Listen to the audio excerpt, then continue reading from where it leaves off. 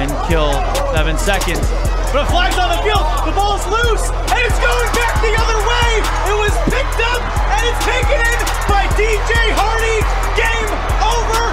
Northside calls it! Live from Orlando, Florida, you're listening to The Sports Scene with Jesse Ough. Oh, smack a donkey and call me Shrek. Yep, it's me, Jesse Ough. Welcome, everyone, to the premiere of Season 3 of The Sports Scene here on iHeartRadio and iHeartRadio Podcast, presented by First Bet, and now also presented by Sports Fluent Media. So you'll definitely notice that there are some changes this season. Unfortunately, the couch correspondent Max Ronquillo will not be with us, but we wish him all of the best in his endeavors, and he's always got a spot here on The Sports Scene, should he want to come back in the future. But in our new partnership with Sports Fluent Media, you'll now be able to find us on the digital airways of YouTube every week. So we're super excited for that. So please subscribe, comment, and like Sports Fluent Media. We'll be sure to keep making this content for you if you show us some love there. Hey, we've got a great show for you. So everyone, hold on to your pants. Our special guest is a former NBA center and coach who famously played for my Golden State Warriors.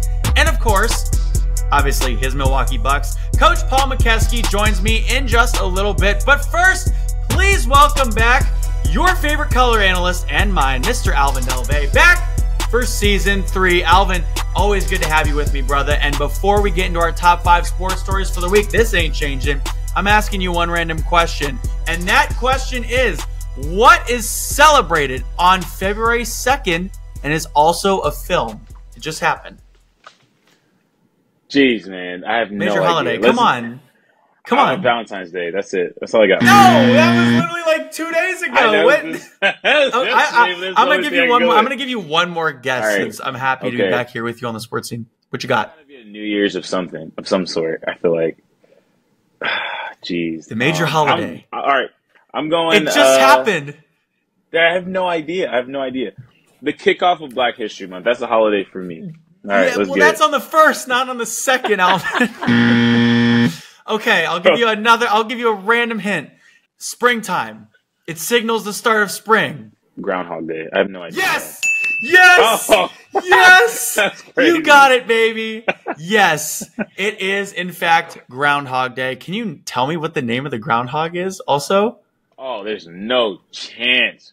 I actually would have to look this up, but I'm pretty sure it's Pennsatucky. Have you? Is that right? I don't know. It's probably There's Pennsatucky. No way I'll know. Yeah, I don't know if I got it either. All right, here we go. Our top 5 sports stories. We're gonna start with number 5. We're getting in some MLB for you, Alvin. Major League Baseball Commissioner Rob Manfred announced that he plans to retire when his current term ends in 2029 at the age of 65.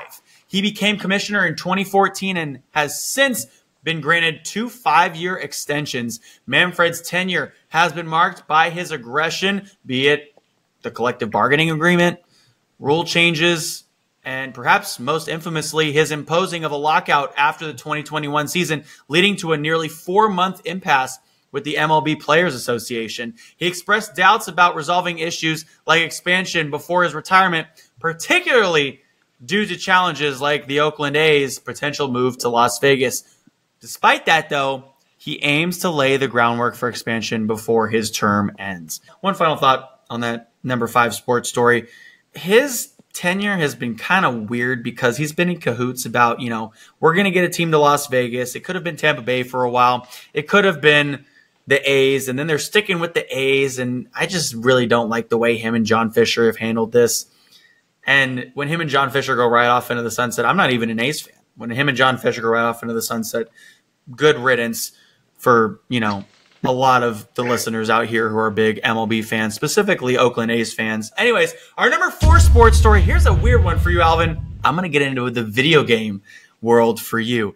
EA Sports announced the release of the highly anticipated EA Sports College Football this summer with a full reveal scheduled for May. The game marks the return of the popular franchise, which ceased with NCAA football 2014, I think. In 2013, due to debates over compensating student athletes. Despite its absence, NCAA Football 14 has maintained a devoted following, with modders even creating updated versions.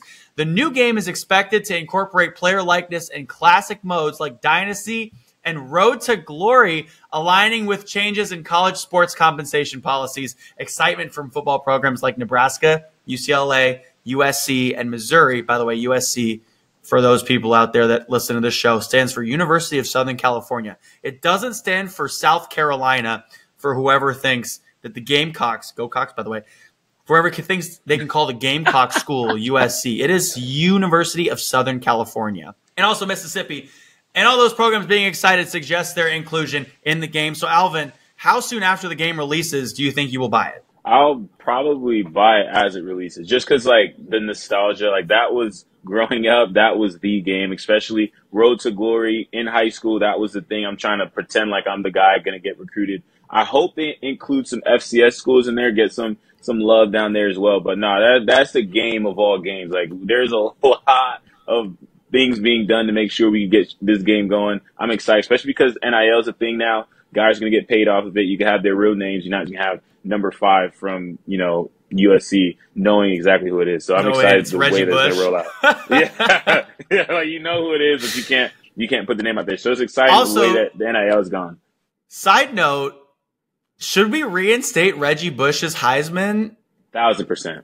1,000%. Since name, image, likeness is a thing now? There's no reason why it shouldn't. Guys are second string Georgia getting Lambo Urises. Like, there's no reason why the GOAT Shedeur Sanders drives a Rolls Royce. Yeah. There's a lot of guys in college right now that make more this past year than Brock Purdy did as a Super Bowl quarterback. So give that man his Heisman. Yeah. Also, Marvin Harrison Jr. got offered $20 to $25 million to return to college football. Are you kidding me? Obviously, he's going to go to the NFL and he's going to be a top 5 draft pick. But $20 to $25 million? That's more than he's going to make in his first year in the NFL. I mean, obviously, you want to play in a show and everything, and to say you've gotten there, but $20 to $25 million. I don't even know if I could pass up on that. By the way, if you were a college football player, wouldn't it be cool to play as yourself in 1,000% an NCAA game? I think every FBS athlete in college football is going to buy this game just to be able to play as themselves, because wouldn't you? 1,000%. There's no question about it, especially coming in as a freshman. That's a goal, to be in a video game. So now you're in NCAA, you know who you are, you see your rating, and it just adds another chip to your shoulder. If you're a freshman coming in, you think you're going to be a 70 overall, you're a 52. And also if that you're probably would have been me going into college football. I've been like, I'm definitely at least an 80, and then I see the ranking and I'm like a 49. I'm never sniffing the field. All right, here we go. Our number 3 sports story for you, Alvin. We're going into some women's basketball real quick because that one thing didn't take long. With what else? A logo 3, just 132 seconds into the game versus Michigan. On Thursday night, Caitlin Clark, the senior from Iowa, surpassed former Washington All-American Kelsey Plum, who now plays for the Las Vegas Aces, to move into first place in the NCAA scoring record book. And the game wasn't even over yet. So what's next for Clark? She's on pace to break Pete Maravich's record of 3,667 points, set from 1967 to 1970 when he played at LSU toward the end of Iowa's regular season. But the record that might matter even more to women's basketball historians and junkies is 3,649. That's how many points Lynette Woodard, a Wichita native, scored when she played at Kansas from 1977 to 1981. That was before the NCAA ran women's college sports, though. So Woodard's record is in the AIWA record books instead of the NCAA record books. But Alvin, Caitlin Clark probably is going to be the highest scoring NCAA player of all time. That's crazy. De facto. I think the biggest thing with Caitlin Clark is the fact that there's no one moving the needle like she is in college basketball at all. She has a ticket in college. The cheapest ticket at one point was $285. You're sitting in the top of the stadium. You can't even get in, and you're paying $285 for college. Most colleges, you can $500 is getting you probably courtside, and for that, she's not giving that up. So I think what she's been able to do as far as shooting, ball handling, and just superstardom, what she's brought to women's sports, college basketball in particular, along with what happened with South Carolina last year. I think that's just the microcosm of it. And I'm excited for what's going on in women's basketball for sure. And now for our number 2 sports story. Let's go into the NBA real quick, Alvin. The NBA All-Star Weekend in Indianapolis is upon us, boasting a mix of familiar faces like LeBron James, alongside some newcomers like Paolo Banchero, Scotty Barnes, Jalen Brunson, and Tyrese Maxey. The weekend features an array of events, as always, including traditional on-court competitions, a three-point contest between Stephen Curry and Sabrina Ionescu, and a game between historically black colleges and universities. With activities ranging from fan experiences to honoring basketball icons, the weekend serves as a celebration for fans worldwide, emphasizing the players' connection with their audience and the global appeal of the sport. Although I will say, you and I talk about this a lot, we think that All-Star Game has just become obsolete and they should just give them the week off.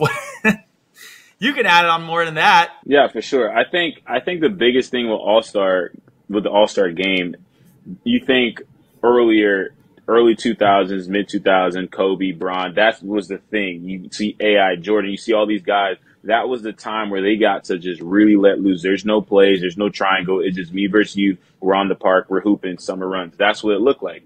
Now it's not like that. You get 170 to 160. There's not a lick of defense being played. And it's not really a game that true basketball fans are trying to watch because it's not real basketball. You're not stealing any of these moves. You're not really locked in to see a star be a star. So love the skill side of it. Love, you got the 3-point shootout. The dunk contest is getting obsolete essentially because we've seen every dunk.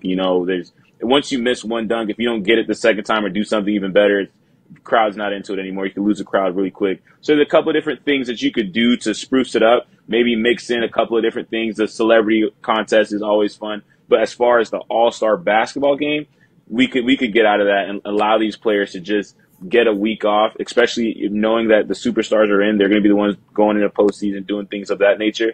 Give them the week off. Let them do what they need to do, recover, get their mind right for the second half, the most important half of the basketball season. Zach LaVine versus Aaron Gordon.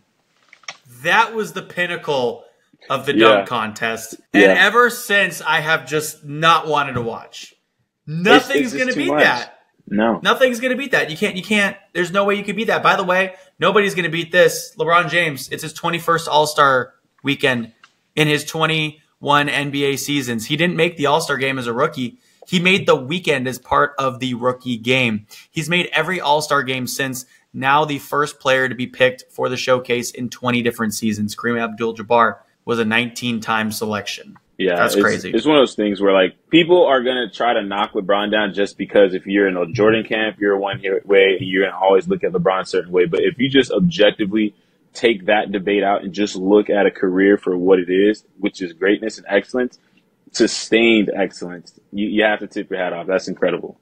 And now for our number 1 sports story. Alvin, I know you like my dad jokes. So let's hear it. Here's a good one. Here's a good one I like. So, what is the best way to cook toilet paper? What's the best way? Brown it on one side. That's foul. Oh God, Sports Fluent Media has no idea what they're in for with this show. We're gonna go down the rabbit hole, aren't we? I wish we could get into that more, but stay tuned because our real number 1 sports story is coming up when we return. Tune into the Hoopstorians weeknights at 10 p.m. Eastern.